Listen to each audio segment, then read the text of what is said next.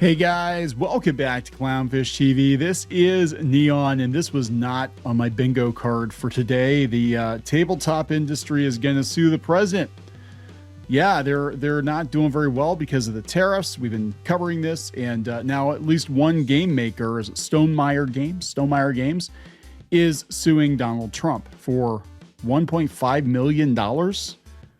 Apparently. So we're gonna talk about this, and could this open the floodgates for more lawsuits? Not that Trump is any stranger to lawsuits, right? Wouldn't be the first time he's been sued, but we're gonna talk about it. Before we get into it any further, please subscribe for more pop culture news, views, and rants, guys. So just to walk it back a little bit for those of you who are unaware of the situation in the tabletop space and the board game space right now, everybody is freaking the hell out because the tariffs have literally doubled the cost of production in some cases for some games. Most of these games are made at a handful of factories in China that specialize in board games and board game components, and even games that are assembled here in the US often use Chinese parts to put the whole thing together. There really aren't a lot of capabilities over here to make at least the kinds of games that you see on Kickstarter, the kinds of games that you see on BackerKit, whatever, these big multi-million-dollar games that have all the pieces with it. And we've talked about that, Gloomhaven and everything else. And a lot of these companies are disproportionately affected. In fact, just the other day it came out that the CEO of Steve Jackson Games is resigning. Effective April 18th, according to Board Game Wire, came after months of deep reflection.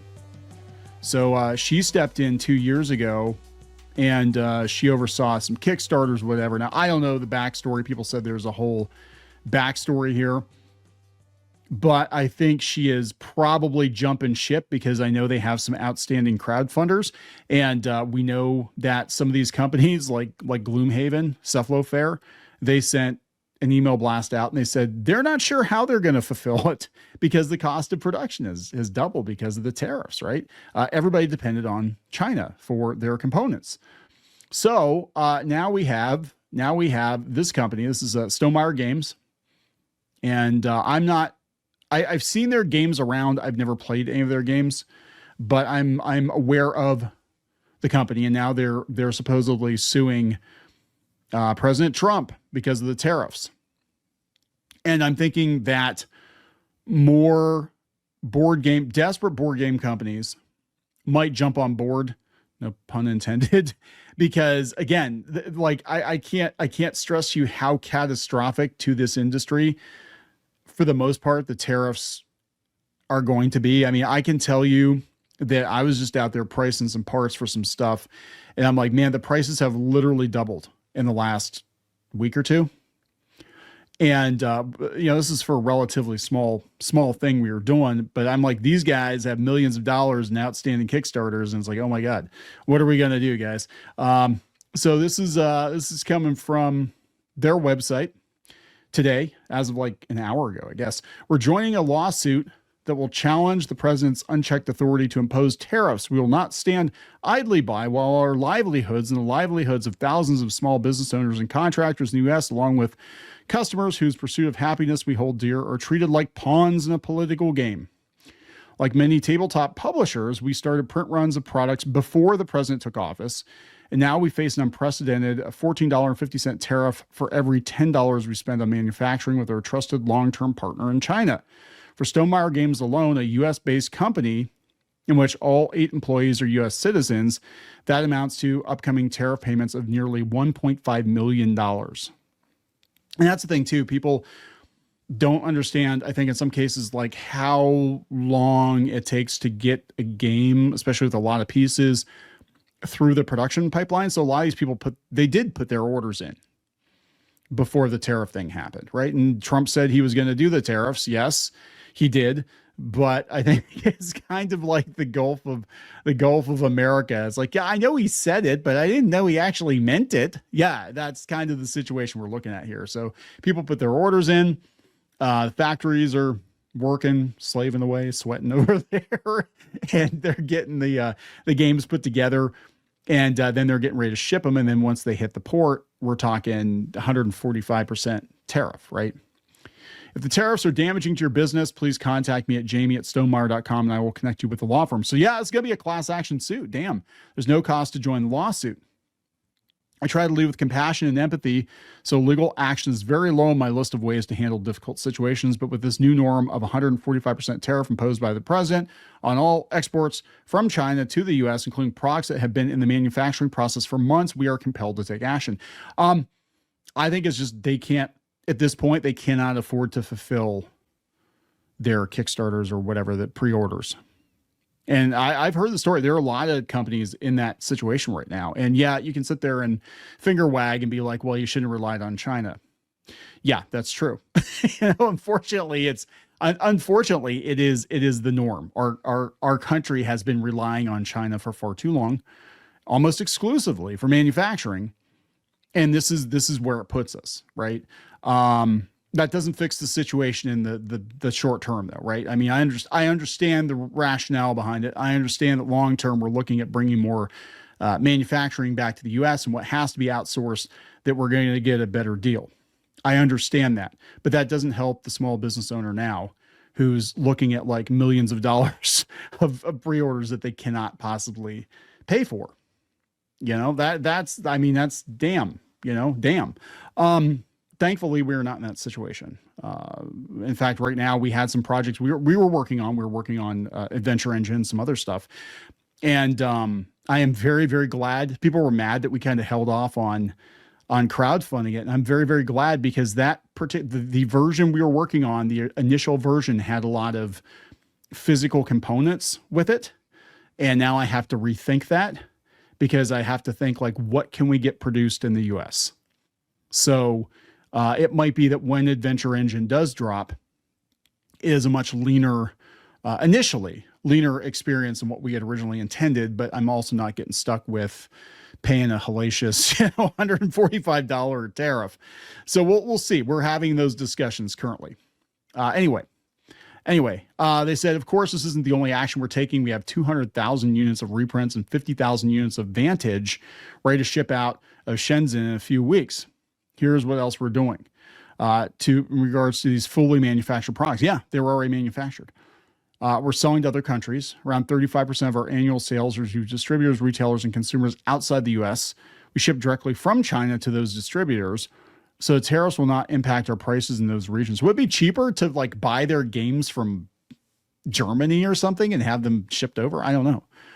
We're storing the U.S. quantities in China. For now, we will pay for warehousing in China to store most of the U.S.-bound products in hopes that tariffs will decrease by the time we need the inventory to replenish our supply in the U.S. We're sending out-of-stock U.S. quantities to the U.S. FinSpan is out of stock in the U.S. I haven't played their games, so I'm familiar with the company, but I haven't played their games. So we're proceeding to send the restock as scheduled. We'll eat most of the tariff costs. To minimize impact on distributors, retailers, and consumers, we're sending direct sale Vantage to the U.S. I've spent too long trying to make this game affordable that I'm not going to let one person. Oh boy, here we go. I've spent too long trying to make this game affordable that I'm not going to let one person with unchecked power get in the way of me serving my customers.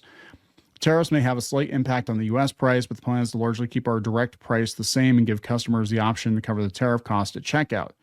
I think what's going to happen as a result of this, though, I'm going to be real, is I think distributors are actually going to feel the pinch more, because a lot of people are going to sell directly to consumer. Because you got to realize, like, say you buy your game for $10 and then you sell it to the distributor for like $25 or $20, then they sell it to the store for like $35, and then they sell it like $50 at retail.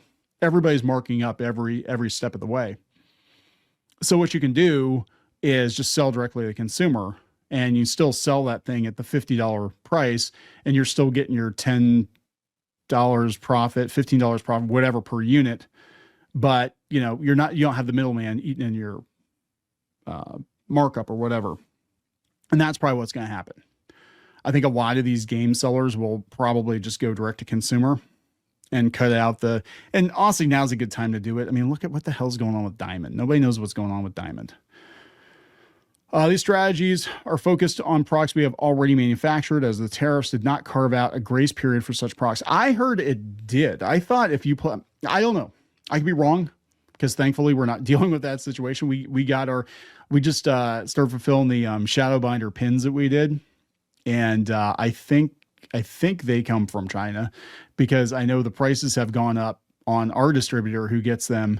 Yeah, so it's like everything is going up all over the place. But we were able to squeak some stuff in before the hammer drop. But going forward, like even the other pins, we were talking about doing the orc pins. I'm looking at another US company that does them, and each unit is considerably more expensive, but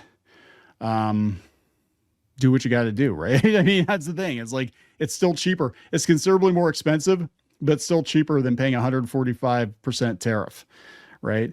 It said, we're fortunate enough to have a buffer to weather the storm. My heart goes out to many other small businesses in the U.S. and beyond who invest their resources in products they can no longer afford to bring to the U.S. Yeah, and that's the thing. This is why it's catastrophic for the board game industry in particular, because a lot of the stuff is crowdfunded, a lot of it's pre-ordered. There are several companies that I do not think are going to survive this. I'm being completely honest. And we did a video yesterday talking about toy companies, that many of the smaller toy companies are not going to be able to eat the cost. And, do I think this is going to be a long-term thing? No, I think eventually China is going to be forced to talk to Trump about renegotiating that, because they need us. They need us. They need our money, right? But again, it's the short term. In the short term, we are going to see a lot of tabletop companies. Basically, the entire geekosphere is built on the back of Chinese factories. Let's be honest, right? The toys, the games, a lot of the comic books. And so much of that is going to get snapped over the next few months. A lot of these people are not going to be able to survive it. So, like I said, thankfully, before we got into the production stage or even sample stage for Adventure Engine, this happened. So we're like, okay, let's rethink our strategy a little bit here and see what we can do stateside. Because before it was cost prohibitive, and now, and that's probably the point, it's going to be cheaper to just deal with U.S. companies and eat it and deal direct to consumer. So there we are, guys. Yeah, they're suing Trump. I fully expect other companies to jump on board. Well, that's the thing. Yeah, people are saying, this guy here, Arnie, saying, goes to show what lengths U.S. businesses have become too dependent on from China, and the exact reason why Trump is forcing change. Imagine not being able to domestically produce your own stuff. It's pathetic. No factory is going to produce this in the U.S. And he's right. They're both right. Both of them are right in this case. Yeah, all of Come-On's games they're all done overseas. But they're both 100% right in this case. All of our manufacturing capabilities should not have been outsourced. And also, it's not cost effective to do it here. It just isn't. And this, the same people complain about it. And I said before, the same people complaining about it are the same people that want unionization, which means everybody costs twice as much. That means your game is going to cost like 4 times as much as it does now. So it's like, we're going to have to pick our battles. I think the days of seeing like these kinds of games with all these insane pieces. Now, look, I've got the He-Man game sitting here. We've got like everything from the Masters of the Universe She-Ra game from these guys, like the whole kit, like whatever the deluxe $300 primo set was. That's the one we have. And there's no way in hell you could do that in the US. So I think what's going to happen is we're going to have leaner, meaner games, and people just be like, oh, you want figures? Yeah, print them yourself. It's going to cost too much to do them here. I don't know, guys. So there we go. How far do you think it's going to go? I don't know if it's going to go that far. Like I said, it ain't Trump's first rodeo. I'm sure lots of companies, I'm waiting for toy companies to jump on board this lawsuit, and I don't know if there's anything they can do about it. I don't know. Going to wrap it up. Please subscribe. We'll talk later.